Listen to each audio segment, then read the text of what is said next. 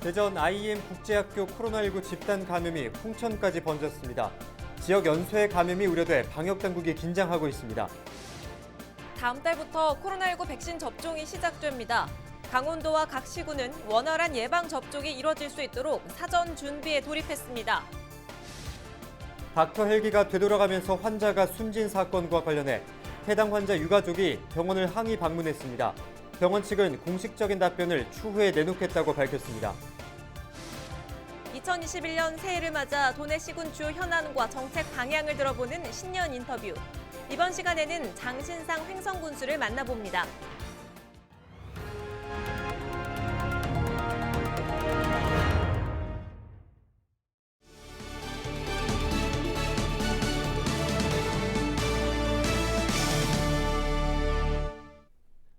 여러분 안녕하십니까? 헬로티비 강원 뉴스를 시작합니다. 이재희 아나운서, 요즘 5명 이상 모이는 것 자체가 금지된 거 알고 계시죠? 그럼요. 네, 그런데 이런 조치를 무시하고 홍천의 한 교회에서 무려 40명이 한 공간에서 생활하다가 39명이 코로나19에 감염됐다고 합니다. 요즘 전국을 떠들썩하게 만든 대전 IEM 국제학교발 코로나19 집단 감염이 홍천까지 번졌습니다. 장진철 기자가 보도합니다. 홍천의 한 교회에서 방역복을 입은 사람들이 버스에 올라탑니다. 코로나19 확진 판정을 받은 대전 IEM 국제학교 수련생 37명입니다. 이들은 무증상과 약한 증상을 보여 충남 아산 생활치료센터로 이송됐습니다. 또 이들을 인솔했던 목사 부부 2명도 감염됐는데 증상이 중해 원주의료원으로 별도로 옮겨져 치료를 받고 있습니다. 한 명은 재검사를 기다리고 있습니다. 확진자 39명은 인솔교사를 포함하여 대부분이 20대로 대전 IEM 국제학교 관련 수련생이며 기침, 가래, 발열 등 증상을 보였습니다. 대전 IEM 국제학교 소속 수련생과 관계자 40명이 홍천의 한 교회로 온 건 지난 16일. 대전 IEM 국제학교에서 코로나19 첫 증상자가 나온 직후입니다.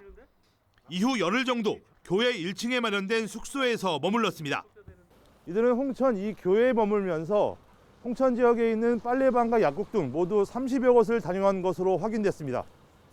또 패스트푸드점과 카페 등 젊은 층이 많이 찾는 곳을 방문해 지역 확산도 우려되고 있습니다.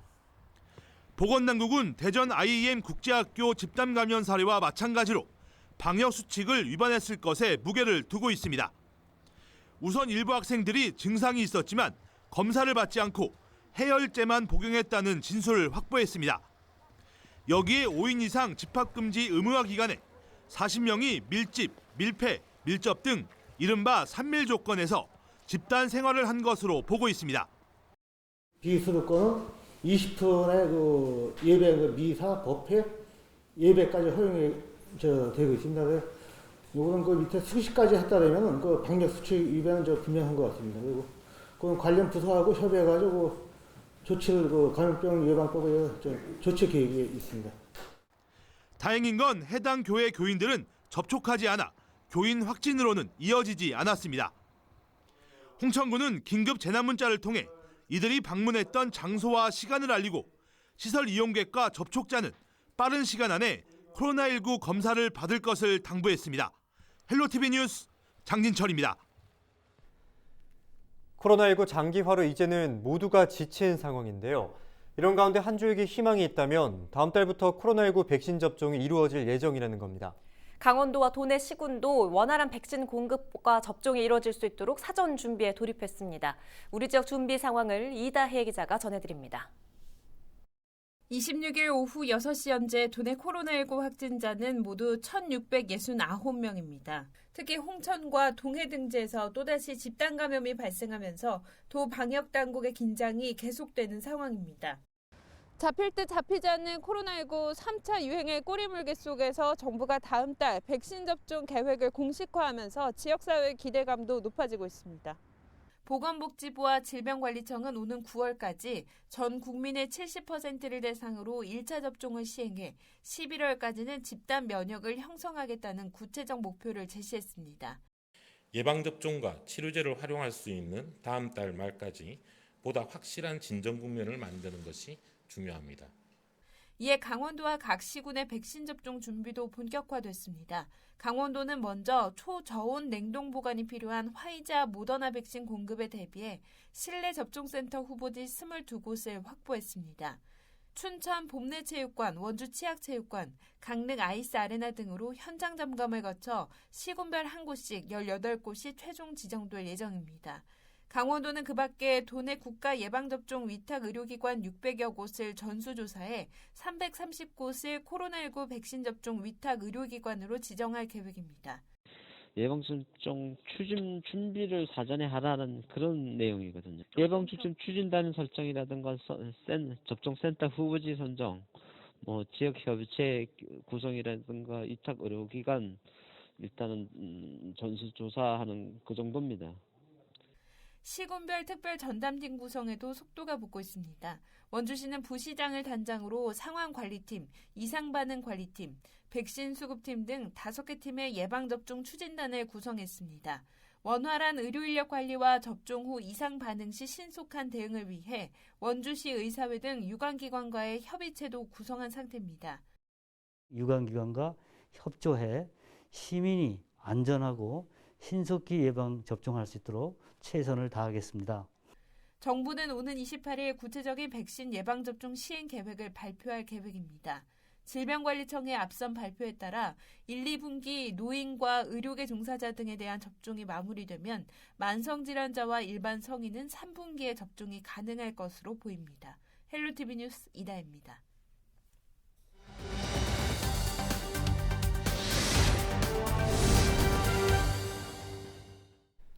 2021년 새해를 맞아 지역 주요 현안과 정책 방향을 들어보는 신년 인터뷰 시간입니다. 네, 이번 시간에는 장신상 횡성군수를 만나 새해 군정 계획 들어봅니다. 예, 사실 지난해에 긴 장마도 있었고 또 코로나19로 인해서 모두가 힘든 한 해였었습니다. 그러나 이제 횡성군에서는 그래도 꾸준히 발전세를 추구해서 크고 작은 성과들이 많이 좀 있었습니다.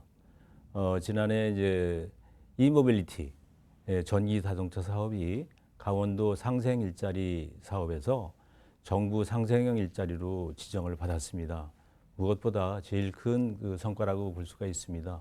그래서 앞으로 잘 성장시키고 안착을 해서 횡성군의 주력 산업으로 발전시켜 나갈 계획으로 있습니다. 그리고 이제 한우 축제가 있었습니다. 사실 다른 자치단체에서는 많이 취소를 했는데 우리 군에서는 대한민국 대표 브랜드로서 온라인 축제로 변형해서 축제를 치렀습니다. 우리 한우 축제에는 443만 명이 축제 기간을 함께 했습니다. 따라서 우리 대표 브랜드로서 역시 고객에게 다가서는 그런 계기가 됐고요. 그리고 이제 루지 체험장을 지난해 개장을 했습니다. 한 4개월여 했는데 기대 이상의 성과를 거뒀습니다. 한 4만여 명이 다녀갔고요. 고속길과 그 우리 루지 체험장은 관광 명소로서 자리매김을 했습니다. 저희 군은 다행히 지금까지 14분의 확진자가 발생이 됐는데 사실상 거의 그 외지에서 또 해외에서 인근 도시에서 이렇게 발생이 된 실적이 저희 군으로 실적 처리가 돼서 14명으로 되어 있습니다. 우리 그래서 방역은 그래도 나름대로 우리 군민들이 수칙을 잘 지켜주시고 해서 성공을 했다고 봅니다. 현재 보건소 방역 팀을 좀 확장을 해서 좀 활발하게 대응을 해 나갈 수 있는 그런 체제를 유지하도록 하겠습니다. 그 우선 그 내년도에 중점적으로 좀 추진할 사항이 저는 코로나19 또 긴 장마로 인해서 경기가 많이 침체됐습니다. 그래서 지역 경제를 활성화하는데 제일 먼저 순위로 내놓았습니다. 무엇보다도 지역 경제가 활성화되려면은 기업 유치와 좋은 일자리죠.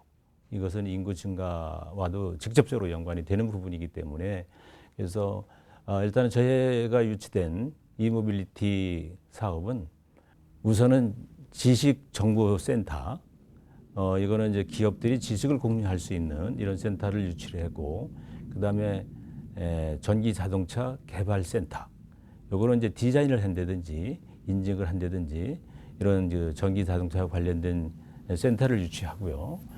특별 이모빌리티 산업단지를 조성할 계획으로 있습니다. 그 산업단지가 결정이 되면 추진이 된다면은 많은 또 연관 산업들이 들어와서 그 시너지 효과는 더 커지리라고 생각이 듭니다. 그리고 농업 분야는 사실 농사짓기 쉽고 또 제때 제값을 받고 팔 수 있으면 되거든요. 그래서 우리가 서울 매장을 낸다든지 또 맞춤형 농가 교육을 한다든지 또 우리가 지난해에 조직 개편을 하면서 일자리 지원계를 만들었습니다, 새로. 그래서 제일 또 농업에서 중요한 부분이 농촌에서 일손 구하기가 힘듭니다. 그래서 일손을 지원해 주는 데 있어서 원활한 역할을 해줄 생각으로 있습니다. 지난해 참 힘들었습니다. 모두가 우리 국민들께서 힘들어 하셨을 겁니다. 금년에는 우선은 코로나19가 빨리 종식되기를 바라면서 우리 나름대로 수칙을 준수해 가면서 방역 대책을 적극적으로 대응을 해서 우리 국민들께서 평상의 일상으로 돌아가실 수 있도록 최선의 노력을 다하겠습니다.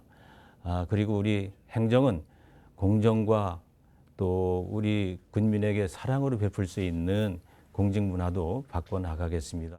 우리 국민 여러분, 금년은 소의 해입니다. 다시 말씀드리면 우리 행성의 해입니다. 모두가 주목받는 행성이 될 수 있도록 노력하시고 우리 국민들 한 분 한 분 행복과 즐거움이 넘쳐나는 한 해가 되기를 바라겠습니다. 감사합니다.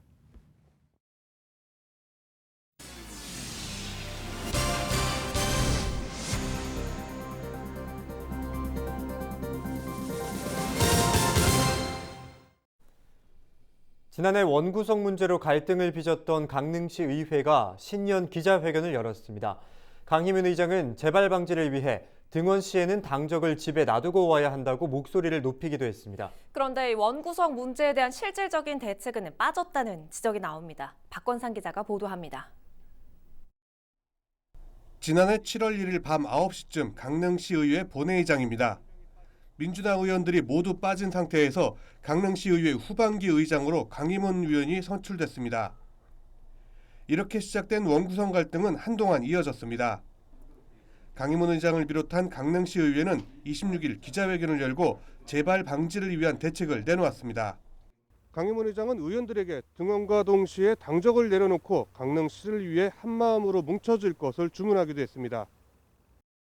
또 행정강령과 의정자문위원회를 구성해 여야 간 갈등 문제를 해결하겠다고 밝혔습니다. 의회 올 때는 제발 좀 당은 집에다 다 놔두고 와라. 떼놓고 와라. 의회 딱 등원하면은 그때부터 다 강릉시 의원이지 소속 정당 의원이 아니다.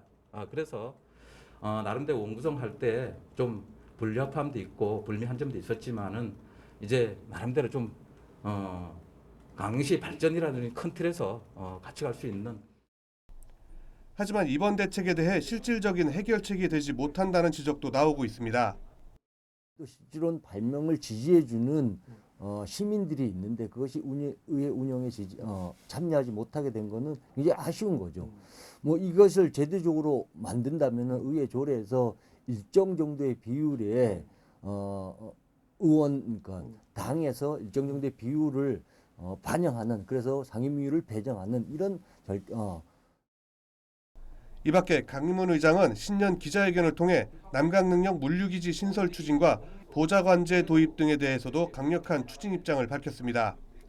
다만 최근 불거진 강문 해송 훼손 논란에 대해서는 해송을 지켜야 하는 것에는 동의하지만 사업자의 의견도 반영할 필요가 있다는 입장을 내놨습니다. 헬로티비 뉴스 박건상입니다. 닥터 헬기가 되돌아가면서 이송이 늦어진 환자가 숨진 사건과 관련해 해당 환자 유가족이 병원을 항의 방문했습니다. 유가족들은 26일 원주 세브란스 기독병원을 방문해 응급 상황에서 닥터 헬기가 되돌아간 과정과 이유에 대한 답변을 요구했다고 밝혔습니다. 이에 대해 병원 관계자는 코로나19 상황에서 호흡곤란 환자는 닥터 헬기 이송이 불가하다는 내부 지침 때문에 회항했다며 공식적인 답변은 추후에 내놓겠다고 밝혔습니다. 홍천군청 공무원 A씨는 지난달 16일 급성 심근경색 증상으로 쓰러진 뒤 닥터 헬기를 요청했다가 거부당해 2시간 만에 병원으로 옮겨졌지만 끝내 숨졌습니다.